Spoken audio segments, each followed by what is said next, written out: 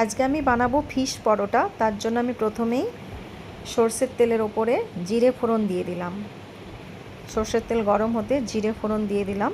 আপনারা সাদা তেল দিতে পারেন, আমি সরষের তেলে করছি। এবারে ওর মধ্যে জিরেটা ভাজা ভাজা হয়ে যেতে কুচনো পেঁয়াজ দিয়ে দিলাম। পেঁয়াজটাকে একটু নেড়ে চেড়ে ভেজে নেবো। পেঁয়াজটা ভাজা হয়ে গেলে আদা রসুন আর কাঁচা লঙ্কার পেস্ট আমি দিয়ে দিলাম।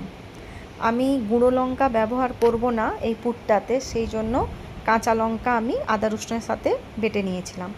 এবার ওর মধ্যে আমি হলুদের গুঁড়ো দিয়ে দিলাম। আবার একটু নেড়ে নেব, ভালো করে মশলাটাকে কষিয়ে নেব।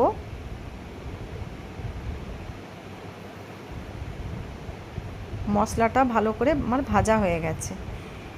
এবারে ওর মধ্যে আমি আগে থেকে সেদ্ধ করে রাখা দুটো আলু দিয়ে দিলাম।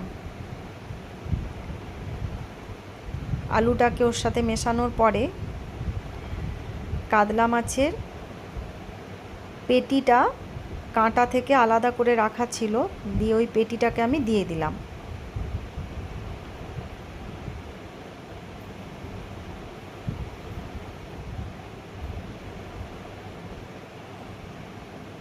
শুকনো শুকনো করে আমি মিশিয়ে নিলাম পুরটাকে।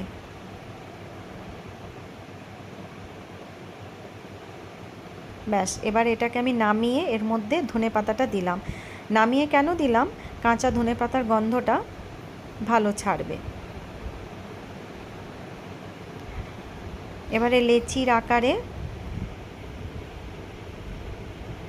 পুরটাকে ওর মধ্যে দিয়ে দিতে হবে, দিয়ে ভালো করে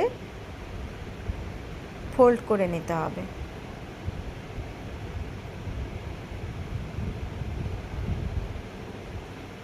দিয়ে আমি বেলে নেব পরোটার মতন। ব্যাস, কাতলা মাছের পুর ভরা পরোটা আমার রেডি।